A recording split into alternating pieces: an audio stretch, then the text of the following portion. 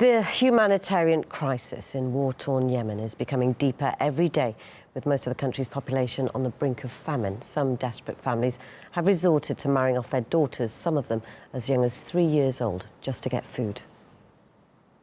My mother-in-law keeps beating me, and when I run away back to my father's house, my father beats me again for running away.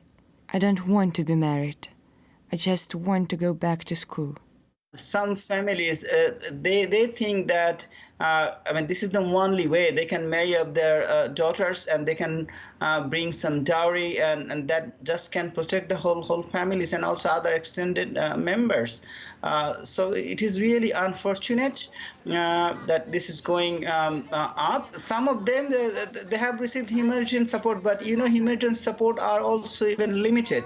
So they couldn't find a way that what are the remedies, what are the means. So this is the only way the family could cope up. So it is very difficult to feed the whole family with this small little support, and then often the humanitarian agencies, they face the safety and security concern, bureaucratic impediments and others. So aid also, we are not able to even deliver aid on timely. According to the Oxfam report, girls in Yemen are usually spared consummating marriages until they're just 11 years old. But until then, they live with their husband and typically do the housework. And according to humanitarian organisations, Yemen is one of the worst countries for children to live in. More than 11 million children are in need of humanitarian aid, and almost 500,000 suffer from malnutrition. The director of Oxfam's Yemen office says the current situation in the country is catastrophic.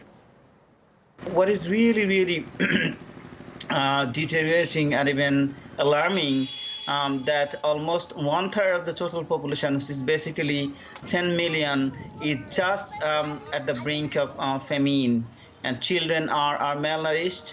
And we are all aware that due to these 4 years of war and conflict, and also the 2018, the cholera crisis, that was the worst cholera crisis in the century. If the humanitarian support and even assistance are not provided timely, and if the port even remains, let's say, non-functional even for a day, in importing the food, fuel, and the humanitarian commodities, there will be much more catastrophic situation.